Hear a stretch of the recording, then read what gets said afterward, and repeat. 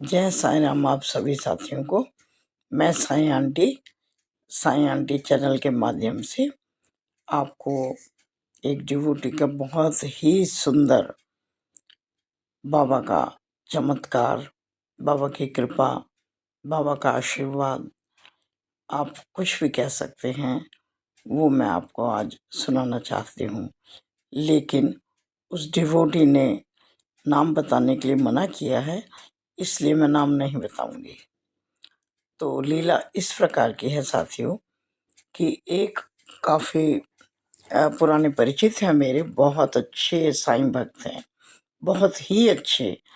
अच्छे तो सभी होते हैं, लेकिन एक वो डिवोटी जो कि हर परिस्थिति में बाबा को पकड़े रहते हैं दृढ़ता से, एक पर्वत की तरह बिल्कुल टिके रहते हैं और कैसी भी परिस्थिति आए कभी भी बाबा से थोड़े से भी दूर नहीं होते हैं। ऐसे डिवोटी की मैं बात बताने जा रही हूँ। साथियों, उनका एक ही बेटा है और जिस समय वो बच्चा थोड़ा बड़ा हुआ, यानी करीब 15 से 18 साल के बीच में, तो वो कुछ बुरी संगत में पड़ गया और उसने माता पिता की बात को सुनना बिल्कुल बंद कर दिया और बार बार गुस्सा दिखाता था। कभी खाना छोड़ दिया, कभी माता पिता को उल्टे सीधे जवाब दे दिए। यानी उसे कुछ पता ही नहीं लगता था कि माता पिता को वो डायरेक्ट इनडायरेक्ट कितना हर्ट कर रहा था। माता पिता की बात बिल्कुल नहीं मानता था और किसकी मानता था? माता पिता के एक कोई और परिचित रिलेटिव ही समझ लो, दूर के, उनकी पूरी की पूरी बातें मानता था। जो वो कह दें वो पत्थर की लकीर, और माँ बाप को बिल्कुल ही नहीं मानता था। अब दोनों माता और पिता जो हैं बहुत बाबा को मानने वाले हैं। उन्होंने सोचा कि अब तो केवल बाबा ही हमारी सहायता कर सकते हैं, क्योंकि उन्होंने पहले तो अपने बच्चे को समझाने की कोशिश की, लेकिन उसका रवैया था ही नहीं कि वो कुछ सुनने को ही तैयार नहीं। तो साथियों सोचिए समझेगा क्या?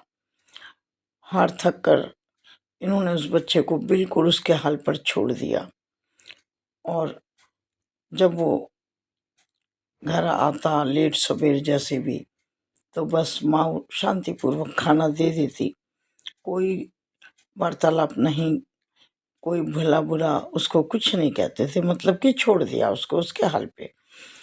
और बाबा को रात दिन हाथ जोड़कर रोकर जैसे भी अपनी बात कह सकती थी माँ, कहती रही। पिता भी मंदिर में जाकर, कभी घर में बैठकर, कभी माता पिता इकट्ठे जाते, कभी अलग अलग जाते। यानी कि वो बस बाबा से यही कहते रहे, बाबा हमारे बच्चे को पहले जैसा कर दो, बाबा इसकी बुरी संगत को बदल दो, बाबा उसे सद्बुद्धि दो और अच्छे लोगों से उसकी दोस्ती कराओ, उसे सन्मार्ग पर रखो और उसे मार्ग दिखाओ। बाबा वो भटक गया है, हम बिल्कुल लाचार हैं, हमारे हाथ खड़े हैं बाबा, हम कुछ नहीं कर सकते हैं, पर बाबा आप तो समर्थ हो, आप सब कुछ कर सकते हो बाबा, आप हमारी दिल की बात को बहुत अच्छी तरह समझते हैं। बच्चे को राह दिखाओ बाबा, उसका मार्गदर्शन करो। अभी वो नासमझ है, अभी वो जानता ही नहीं वो किस रास्ते पर जा रहा है, और जिस के साथ वो रहता है वो हमसे दूर कर रहे हैं हमारे बच्चे को। बाबा उसे सद्बुद्धि दो, उसको सही रास्ता बताओ। और साथियों आप यकीन मानिए कि वो ये बात मुझे बताते हुए आंसुओं से रो रहे थे और बाबा जी को देख करके बस मन ही मन धन्यवाद करते जा रहे थे। और वो बताते बताते रो रहे थे कि आंटी देखिए बाबा ने क्या चमत्कार किया, बाबा ने कैसी कृपा की कि यही वो बच्चा है और अब ये बिल्कुल उन लोगों से दूर हो गया है और हमारी हर बात सुनता है, पढ़ता है, लिखता है, घर में खुश रहता है, मंदिर भी जाता है, हमारी हर बात मानता है। और अब हम बाबा का बहुत बहुत शुक्रिया करते हैं आंटी, और हम फिर शिरडी जाकर भी बाबा का धन्यवाद करके आए और ये बच्चा भी हमारे साथ गया। साथियों, ऐसी कृपा होती है बाबा की।